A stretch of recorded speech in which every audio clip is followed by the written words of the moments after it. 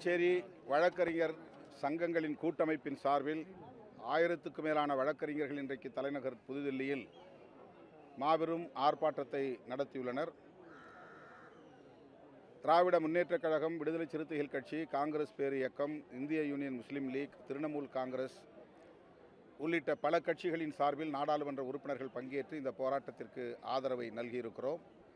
குற்றவியல் சட்டங்களான இந்த 3 சட்டங்களையும், இந்திய தண்டனை சட்டம், இந்திய குற்றவியல் நடைமுறை சட்டம், இந்திய சாட்சிய சட்டம் ஆகியவற்றை பெயரை மாற்றி உள்ளீடான உறுப்புகள், அதாவது பிரிவுகள், தண்டனைகள் போன்ற அனைத்தையும் மாற்றி ஊப்பா போன்ற சட்டத்திற்கு இணையாக இன்றைக்கு ஐபிசியை கொண்டு வந்திருக்கிறார்கள்.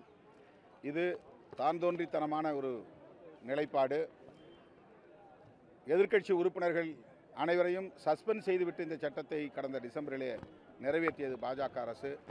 ஆகவே இன்றைக்கு இது மக்களுக்கு எதிராகவும், மக்களுக்காக போராடி கொண்டிருக்கிற வழக்கறிஞர்களுக்கு எதிராகவும் உள்ள காரணத்தினால் இந்த சட்டங்களை திரும்பப் பெற வேண்டும் என்று வழக்கறிஞர் சமூகம் இன்றைக்கு வலுவாக குரல் கொடுத்து வருகிறது.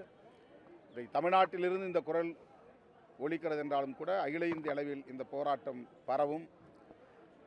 பாஜக அரசு வழக்கறிஞர்களின் இந்த கோரிக்கையை புறந்தள்ளாமல், அலட்சியப்படுத்தாமல்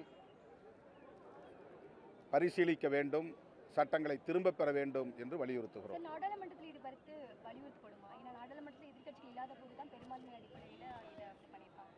இது மீண்டும் வலியுறுத்துறீங்களா? சந்தர்ப்பம் அமைந்தால் இந்த பிரச்சனை குறித்து கட்டாயம் பேசுவோம்.